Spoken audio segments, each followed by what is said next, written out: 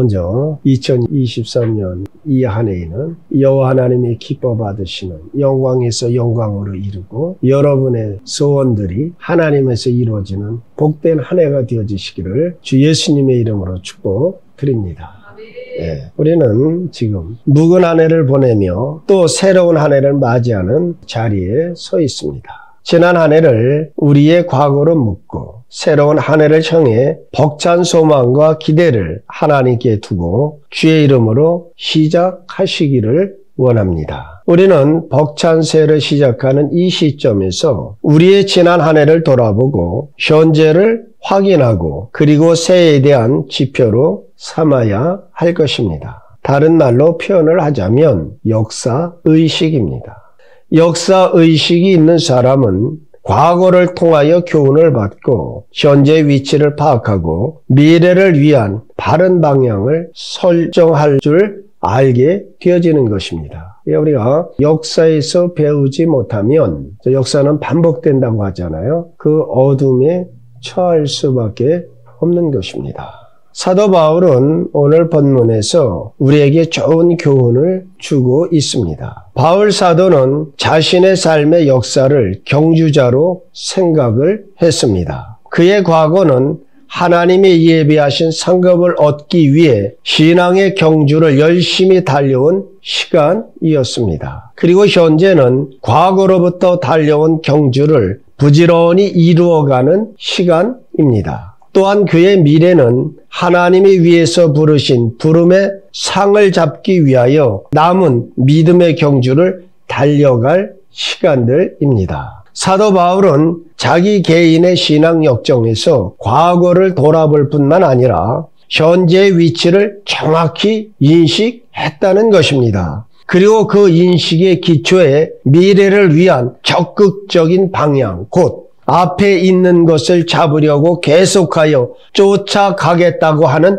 방향을 잡고 있습니다. 우리도 이 시간에 단지 지난 한 해를 과거의 시간 속으로 그냥 넘겨버릴 것이 아니라 지난 한 해를 돌아보고 현재 자신이 처한 위치를 발견할 수 있기를 바랍니다. 그리하여 미래를 위한 바른 방향을 설정하시는 귀한 시간 되시기를 원합니다. 신명기 6장 10절로 13절의 말씀을 보아드리겠습니다. 이것은 하나님이 우리에게 무엇을 원하시느냐? 하나님의 은혜가 있는 그 과거를 우리는 기억해야 되는 것입니다. 내 하나님 여호와께서 내 조상 아브라함과 이삭과 야곱을 향하여 내게 주리라 맹세하신 땅으로 너를 들어가게 하시고 내가 건축하지 아니한 크고 아름다운 성읍을 얻게 하시며 내가 채우지 아니한 아름다운 물건이 가득한 집을 얻게 하시며 내가 파지 아니한 우물을 차지하게 하시며 내가 심지 아니한 포도원과 감람나무를 차지하게 하사 내가 배불리 먹게 하실 때에 너는 조심하여 너를 애굽 땅 종되었던 집에서 인도하여 내신 여호와를 잊지 말고 내 하나님 여호와를 경외하며 그를 섬기며 그의 이름으로 맹세할 것이니라. 곧 여호와 하나님께서는 그의 종 모세를 통하여 풍요로운 약속의 땅 가나안에 들어가면 삼가 조심할 것을 말씀해 주고 있습니다. 가나안 땅에 들어가면 이들은 그들이 일구지 아니한, 그들이 짓지 아니한, 그들이 파지 아니한 우물, 이 모든 것이 너에게 풍요로운 삶을 맞이하게 될 것이다. 근데 너희가 그때에 무엇을 기억하라? 애굽의 종되었던 너희를 이끌어내신 나 여호와를 기억하라. 여러분, 이 말씀은 그때나 이때나 동일하다는 것이에요. 오늘의 많은 사람들이 언제 기도가 간절해지느냐? 어려울 때예요. 환난 당할 때예요. 이땐 하나님 나를 도와주십시오. 나를 도와주십시오. 정말 하나님께 간절히 간구하고 기도해요. 근데 그 삶이 풍성과 부요하여지면 그 하나님을 잊어먹는다는 것이에요. 여호와의 말씀을 잊고 여호와의 계명을 잊고 나를 나대게 하신 그 하나님을 잊어버리는 것이에요. 이것은 개인적이나 국가적이나 동일하다는 것입니다. 오늘의 유럽의 사회가 많은 힘듦과 어려움들을 겪고 있어요. 그러나 그 유럽의 사회가 세계 으뜸 모든 것에 앞서갔던 것은 여호와를 앙망하여 그리스도의 복음이 편만하여 여호와를 경외하고 두려워하여 하나님이 저들에게 복을 주사 열강 중에 최고도로 만들었으나 이제 저들의 삶이 풍성하고 부유해지자 여호와를 사랑하는 것이 아니라 박애주의로 인간 사랑으로 여호와를 사랑하면서 인간 사랑으로 세상 사람으로 변해지어 저들은 부패와 타락의 길로 패망과 멸망의 길로 지금 치닫고 있는 것입니다. 사랑하는 성도들이여 애굽에서 종되었던 우리의 출발점을 기억하십시오. 그리고 여호와를 잊지 마시고 여호와를 부지런히 구하십시오. 하나님이 복을 주십니다. 틀림없이 복을 주세요. 근데 거기서 더 잘하지 못하는 경우들이 있어요. 이것은 무엇이냐면 복의 통로들이 되어지십시오. 여호와께서 우리에게 넘치게 주실 것입니다. 그 많은 기적과 이적 가운데 하나님의 인도함을 받은 이스라엘, 저들이 가나안 땅에 들어서 약속하신 그 모든 것을 받았을 때 우리가 이제 사색이나 이런 것을 통해서 타락으로 부패로 간 그 근간이 무엇이냐? 여호와 하나님을 잊어버렸기 때문입니다. 신명기의 말씀에서 권면하는 바 기억해야 할 것을 기억하지 못했기 때문에 그런 것입니다. 신앙생활에서 기억이란 이처럼 귀중한 것입니다. 여러분 은혜 받은 때를 잊지 마십시오. 나를 도와주시고 내 삶의 고비고비마다 나를 구원하시고 나를 함께 하신 그 주님을 잊지 마십시오. 지금 이 시간 한 해를 돌아보시기 바랍니다. 지난 한 해는 정말 힘든 한 해였어요. 그 코로나로 말미암아 우리 주위에 얼마나 많은 개인 사업자들이 문을 닫고 기업들도 고통과 어려움들을 겪고 참 그랬어요. 그래도 우리 성공학교 완성도님들 가정에는 큰 대가 없이 또 많은 사람이 코로나로 생명을 잃었으나 그래도 우리가 순적하게 지나가게 하셔서 오늘 다 여기 나왔습니다. 하나님은 우리와 함께 하셨고 우리에게 복을 주셨습니다. 여호와 하나님이 나를 도와주시고 나와 함께 하신 그 모든 것들 우리는 지난 한 해를 돌아보며 여호와 앞에 솔직해져야 한다는 것이에요. 위기의 순간만이 아닙니다.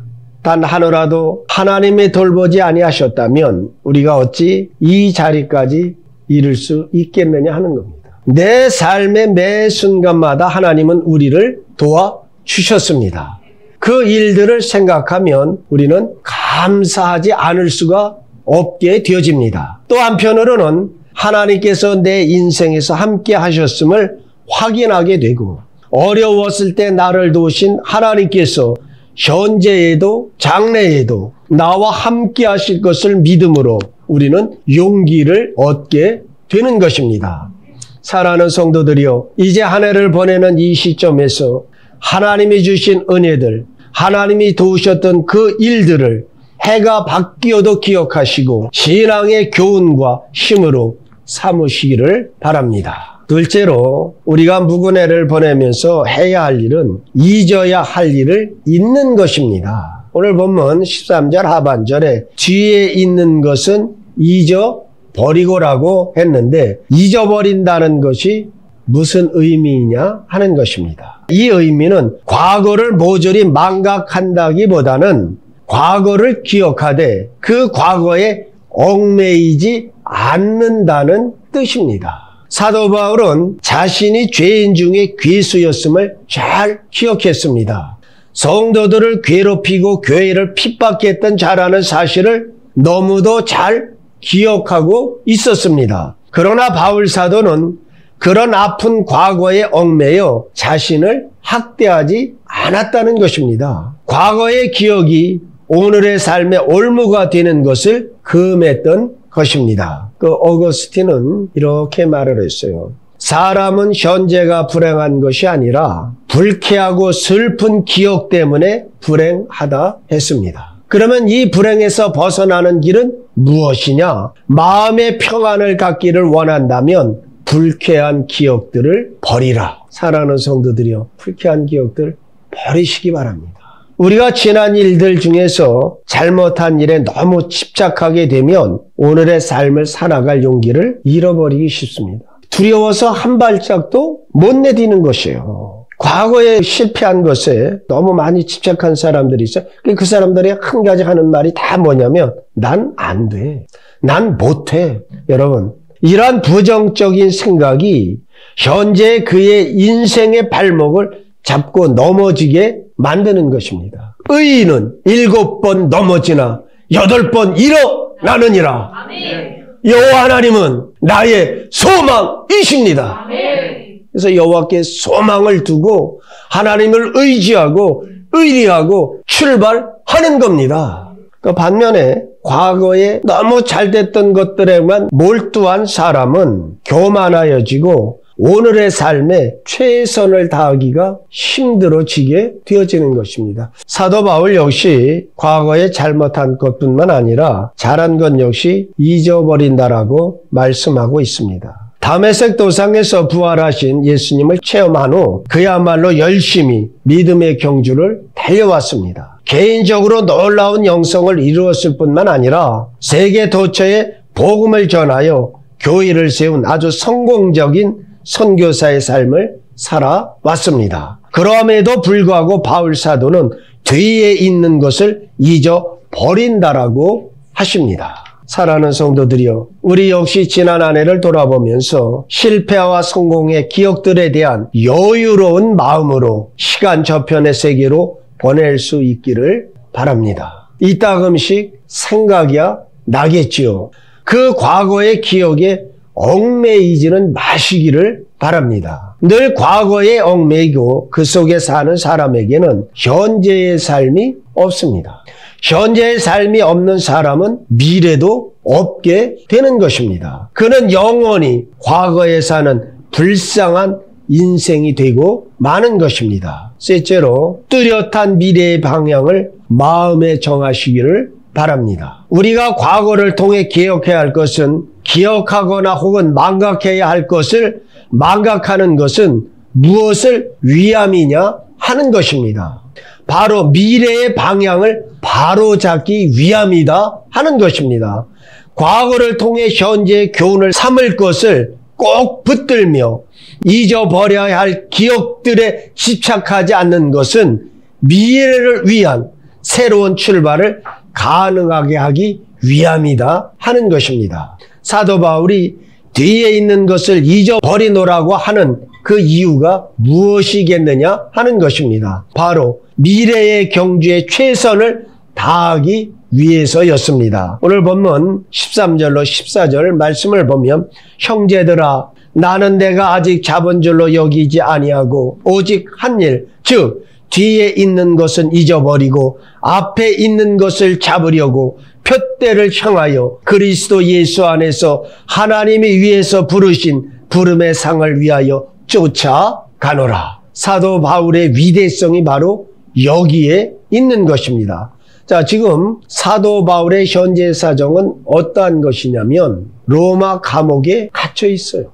감옥에 갇힌 사람의 최고의 소원이 무엇이겠습니까? 말할 것 없이 석방되는 자유의 몸이 되는 것이 아니겠느냐 하는 것이죠. 감옥에 갇혀서 내일이 어떻게 될지 모르는 사람이 미래에 논할 가치가 있겠느냐 하는 것입니다. 그런데 사도는 자신이 나가야 할 방향을 지금 이야기하고 있습니다. 생의 목적과 목표를 밝히고 있습니다. 바울 사도에게는 미래가 있습니다. 해야 할 뚜렷한 목표가 있다는 것입니다. 감옥에서 풀려나기만 하면 언제든 달려들어서 할 일이 있었다 하는 것입니다. 그러므로 바울은 위대한 신앙의 인물이 되어질 수 있었던 것입니다. 위대한 생활을 살 수 있는 동기가 무엇이냐? 그는 언제나 좌절낙심할 것이 아니라 미래에 대한 소망을 갖고 있었다 하는 것입니다. 사랑하는 성도들이여, 사도 바울과 같이 어떤 환경, 어때 처지에서든지